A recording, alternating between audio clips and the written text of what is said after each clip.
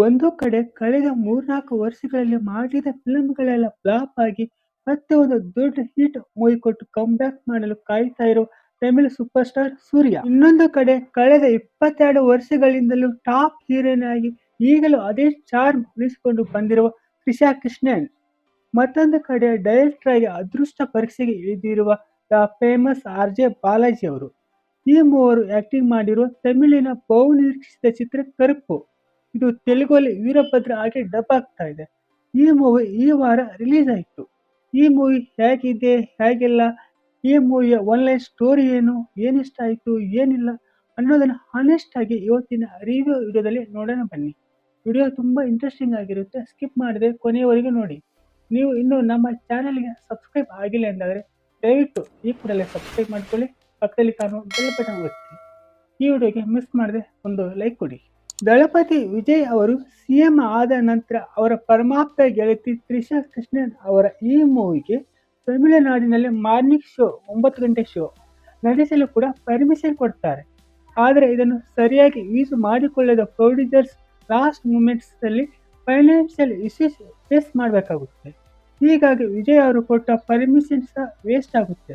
ಜೊತೆಗೆ advance booking ಮಾಡಿಕೊಂಡ ಪ್ರೇಕ್ಷಕರಿಗೂ ಸಹ 2 ಶೋದ ದುಡ್ಡು ವಾಪಸ್ ಕೊಟ್ಟು ಕಳಿಸ್ತಾರೆ. ಇದರಿಂದಾಗಿ ಅಡ್ವಾನ್ಸ್ ಬುಕಿಂಗ್ನಿಂದ ಕಲೆಕ್ಟ್ ಆದ 7.5 ಕೋಟಿ ದುಡ್ಡು ಕೂಡ ವಾಪಸ್ ಕೊಡಬೇಕಾಗುತ್ತೆ. ಈ ಮೂವಿ ರಿಲೀಸ್ ಆಗುತ್ತೋ ಇಲ್ವೋ ಎನ್ನುವ ಗೊಂದಲ ಹೆಚ್ಚಿನ ಪ್ರೇಕ್ಷಕರಲ್ಲಿ ಇತ್ತು. ಅಂದುಕೊಂಡ ದಿನ ಅಂದುಕೊಂಡ ಸಮಯಕ್ಕೆ ರಿಲೀಸ್ ಆಗದ ಕುರುಪ್ಪು ಮೂವಿ ಅಂತೂ ಇಂತೂ ಯಾವ ಫೈನಾನ್ಷಿಯಲ್ ಸೆಟಲ್ಮೆಂಟ್ ಮಾಡಿಕೊಂಡು ಲೇಟ್ ಆಗಿ ರಿಲೀಸ್ ಮಾಡ್ತಾರೆ. ಅಷ್ಟು ಹೊತ್ತಿಗೆ ಬೇಸರಗೊಂಡಿದ್ದ ಅಭಿಮಾನಿಗಳು ಹಾಗೂ ಮೂವಿ ರಿಲೀಸ್ ಗ್ಯಾರಂಟಿ ಇಲ್ಲದ ಕಾರಣ ಗ್ರ್ಯಾಂಡ್ ಆಗಿ ರಿಲೀಸ್ ಆಗಬೇಕಿದ್ದ ಮೂವಿ ತುಂಬಾ ಸಿಂಪಲ್ ಆಗಿ ರಿಲೀಸ್ ಆಯಿತು. ಜೊತೆಗೆ ಕ್ರೌಡ್ ಕೂಡ ಮೀಡಿಯಂ ಆಗಿತ್ತು.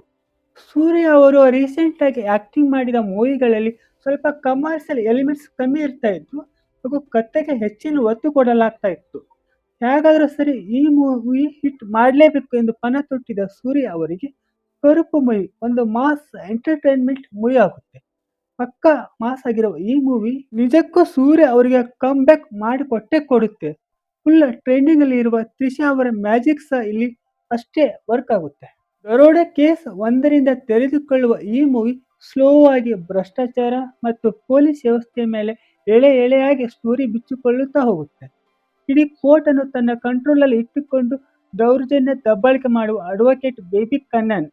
ಇದರಿಂದ ನೊಂದು ಬೆಂದ ಜನ ಕರುಪ್ಪು ಎನ್ನುವ ದೈವದ ಬಳಿ ಹೋಗುತ್ತಾರೆ. ಆಗ ಆ ದೈವವೇ ಶರವಣನ್ ಎಂಬ ವ್ಯಕ್ತಿಯಾಗಿ ಬಂದು ವ್ಯವಸ್ಥೆಯನ್ನು ಸರಿ ಮಾಡುವ ಕತೆ ಹೊಂದಿರುವ ಈ ಮೂವಿಯಲ್ಲಿ ಸೂರ್ಯ ಅವರು ಶರವಣನಾಗಿ ಪರಕಾಯ ಪ್ರವೇಶ ಮಾಡಿ ಸೂಪರ್ ಆಗಿ ಆಕ್ಟಿಂಗ್ ಮಾಡಿದ್ದಾರೆ. ಪ್ರತಿಯೊಂದು ದೃಶ್ಯದಲ್ಲಿ ಪ್ರೇಕ್ಷಕರನ್ನು ಹಿಡಿದಿಡುವಂತೆ ಮಾಡುವಲ್ಲಿ ಸೂರ್ಯ ಅವರ ಅಭಿನಯ ಮೋಡಿ ಮಾಡುತ್ತೆ.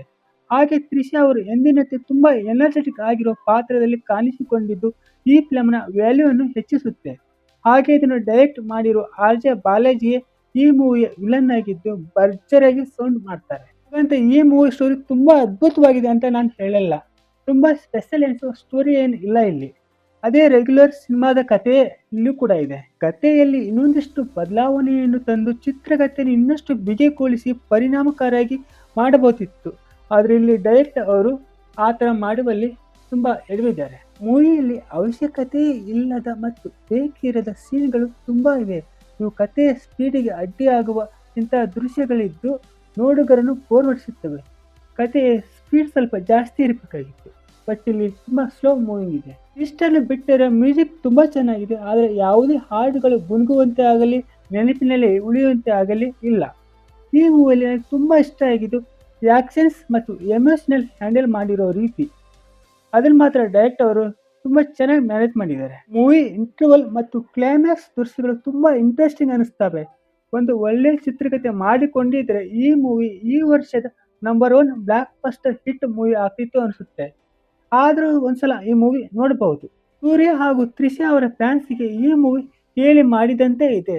ಹಾಗೆ ಸಿನಿಮಾ ನೋಡಿದ ವೀಕ್ಷಕರು ಈ ಮೂವಿ ಬಗ್ಗೆ ಮಿಕ್ಸ್ಡ್ ರೆಸ್ಪಾನ್ಸ್ ಕೊಡ್ತಾ ಇದ್ದಾರೆ. ಅದೇನೇ ಇದ್ರು ಈ ಮೂವಿ ಇದೀಗ ಬಾಕ್ಸ್ ಆಫೀಸಲ್ಲಿ ಭರ್ಜರಿ ಕಲೆಕ್ಷನ್ ಮಾಡ್ತಾ ಇದೆ. ಇದಾಗಿತ್ತು ಇವತ್ತಿನ ವಿಡಿಯೋ. ಈ ವಿಡಿಯೋ ನೋಡಿ ನಿಮಗೆ ಏನು ಅನಿಸ್ತು ಅನ್ನೋದನ್ನ ಮಿಸ್ ಮಾಡದೆ ಕಾಮೆಂಟ್ ಮಾಡಿ. ವಿಡಿಯೋ ಇಷ್ಟ ಆದರೆ ಒಂದು ಲೈಕ್ ಕೊಡಿ.